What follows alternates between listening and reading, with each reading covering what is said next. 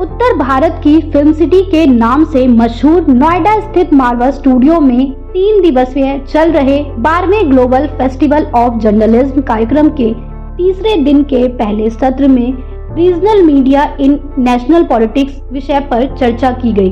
भारतीय संस्कृति के अनुसार दीप प्रज्वलन और गणेश वंदना के साथ कार्यक्रम की शुरुआत हुई। कार्यक्रम में doctor Sandeep Marwah, festival president ICMEI, chancellor AAFT university of media and arts Capaya Rodriguez Gonzalez, ambassador of Venezuela Atul Agarwal, founder Hindi Khabar Ajay Jha, senior anchor Mahua TV Rahisuddin Rihan, senior journalist AIR Anup Bose, senior lawyer Supreme Court and film maker professor doctor PK Rajput, motivational speaker मौजूद रहे। कार्यक्रम में उपस्थित सभी अतिथिगण को पुष्पगुच्छ भेंट कर उनका स्वागत किया गया। Doctor Sandeep Marwah, festival president ICMEI, chancellor AAFT university of media and arts ने उपस्थित सभी लोगों का शुक्रिया अदा किया और कहा, रीजनल मीडिया का रोल बहुत महत्वपूर्ण है। कभी कभी हमारे क्षेत्र की खबर नेशनल मीडिया नहीं दिखाती, वो खबर हमें रीजनल मीडिया से पता चलती है। रीजनल मीडिया अपने क्षेत्र की खबरें सही तथ्यों और जानकारियों के साथ दिखाती है, जो जनता के लिए बहुत जरूरी है। वहां मौजूदा अतिथिगण ने रीजनल मीडिया पर अपने अपने विचारों को साझा किया और वैलेंटाइंस डे का पोस्टर रिलीज किया। इसी दौरान कार्यक्रम में आए अतिथियों को उनके देश के क्यूजिन भी चखाए गए। साथ ही अतिथियों ने school of hospitality and tourism students की प्रशंसा की।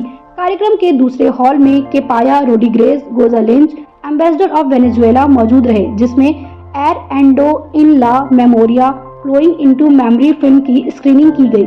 इसी दौरान संदीप मारवा द्वारा केपाया रोड्रिगेज गोंजालेज को फिल्म डॉक्यूमेंट्री के लिए अवार्ड ऑफ डिस्टिंक्शन देकर सम्मानित किया गया। सभी अतिथिगण को डॉक्टर संदीप मारवा द्वारा फेस्टिवल मोमेंटो देकर सम्मानित किया गया। 12वें ग्लोबल फेस्टिवल ऑफ जर्नलिज्म के तीसरे दिन और आखिरी दिन के अंदर ये अभी हम लोग बहुत सारे कार्यक्रम कर चुके हैं। सुबह ही हम लोगों ने वेनेजुएला की फिल्म को यहाँ पर चढ़ाया। इस डॉक्यूमेंट्री फिल्म को देखने के लिए फिर से एक बार देश भर और दुनिया भर से लोग यहाँ पहुँचे हैं। हमने यहाँ पर वेनेजुएला का भोजन भी यहाँ सर्व किया और उससे जो एम्बेसडर साहिब यहाँ आई हुई थी वो बहुत खुश हुई, क्योंकि मैं समझता हूँ कि जब आर्ट और कल्चर की बात की जाती है तो साथ में खानों की बात भी करनी बहुत ज़रूरी होती है। उसी के बाद हमारा एक सेमिनार था जो अभी हाल ही में ख़त्म हुआ है और देश के बड़े बड़े नामी गरामी जर्नलिस्ट इस पूरी सभा में भाग ले रहे थे। हम लोगों ने बेहतरीन तरीके से चर्चा को यहाँ पर चलाया और उसका आनंद सभी लोगों ने लिया। आज का दिन फिर से बहुत महान है, क्योंकि आज वैलेंटाइंस डे है, आज बसंत पंचमी है और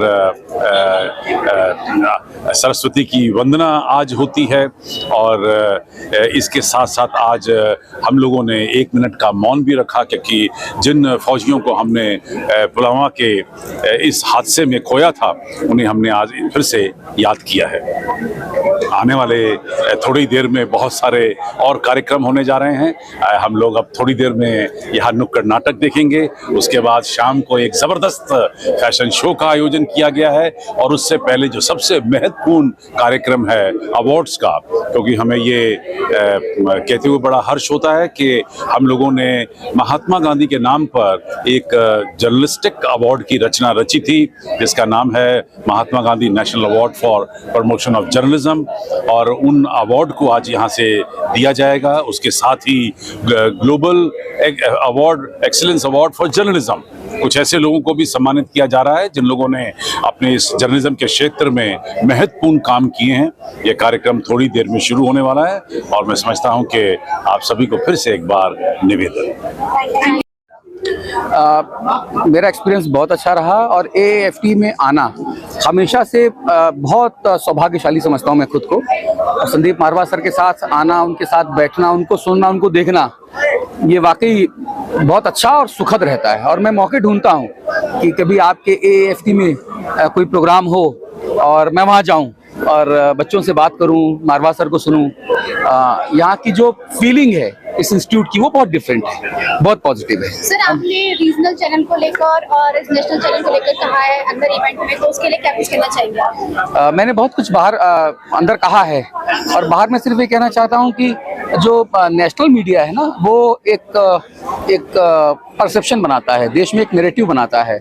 सरकार उस नैरेटिव के आधार पे लोग क्या चाहते हैं उनकी पॉलिसी होती है, लेकिन जो सरकार की पॉलिसी है वो जमीन तक कैसे पहुंची, कहां तक उसका इम्प्लीमेंटेशन हुआ, क्रियान्वयन कैसा हुआ, उसका रिजल्ट्स क्या है, वो रीजनल मीडिया तय करता है, वो दिखाता है, छोटी छोटी खबरों को दिखाता है। तो इसलिए एक बैलेंस नेशनल मीडिया और रीजनल मीडिया में होना बहुत ज्यादा जरूरी है, और फॉर्चुनेटली ये बैलेंस अभी हमको नजर आता है हमारे समाज में। इसको और अच्छा और मजबूत करने की जरूरत है। Sir, as a programme journalist के लिए, तो जो अभी जर्नलिस्ट बनने की पढ़ाई कर रहे हैं, बडिंग जर्नलिस्ट है, उनके लिए आपका क्या कहना है? हाँ, ये बहुत अच्छा सवाल है। मैं आप सभी लोगों से, जो भी पत्रकारिता की पढ़ाई कर रहे हैं, पत्रकार बनना चाहते हैं, आप सब लोगों के से मैं कहना चाहता हूँ, बिल्कुल एकदम हाथ जोड़ के कहना चाहता हूँ कि आप लोग जो पढ़ते हैं ना जिस भी इंस्टीट्यूट में, वहाँ पढ़िए, चीजें सीखिए, लेकिन जिस भी भाषा में, जिस भी माध्यम में आप पत्रकारिता करना चाहते हैं उसको जरूर अच्छे से सीखिए।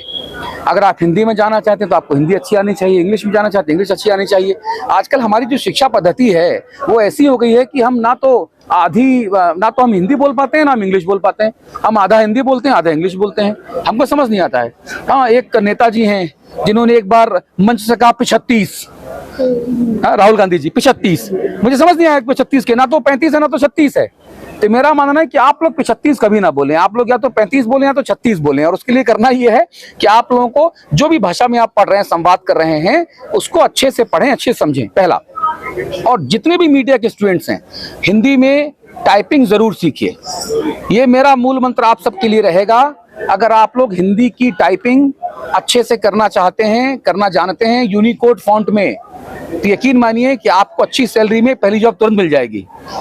हिंदी लिखना, अच्छा लिखना, शुद्ध लिखना, ये आप लोगों के लिए एक दरवाजा है तमाम राष्ट्रीय, क्षेत्रीय और सारे चैनलों में आने का, तो ये काम जरूर करिएगा। और नेशनल मीडिया के बीच में क्या समझते हैं, क्या डिफरेंस समझते हैं, और लोगों को किस तरीके से उन दोनों का डिफरेंस समझना चाहिए, आप क्या बोलना चाहते हैं? देखिए, बहुत ही संक्षिप्त में अगर मैं बताऊं तो महासागर को बनाने के लिए नदियों का बड़ा योगदान है। बिना नदियों के महासागर नहीं बन सकता। इसी तरह से हम नोएडा के अंदर हैं अभी, और ये मेट्रोपॉलिटन सिटीज है। नेशनल मीडिया बिना रीजनल मीडिया के अधूरा है। तो भारत के अंदर 228 राज्य हैं, और हर राज्य में, हर डिस्ट्रिक्ट में अलग तरह की समस्या है। वहाँ से खबरों का आना, उसको खबर बनना, या आगे उस पर समस्या का समाधान होना, वो तमाम जरूरी चीजें जो है रीजनल मीडिया आप तक लेके जाता है। तो नेशनल मुद्दे बनने से पहले रीजनल मीडिया में आना वो बहुत जरूरी है। दोनों में ये बड़ा डिफरेंस है। सर, आप एस्पायरिंग जर्नलिस्ट को क्या मैसेज देना चाहेंगे?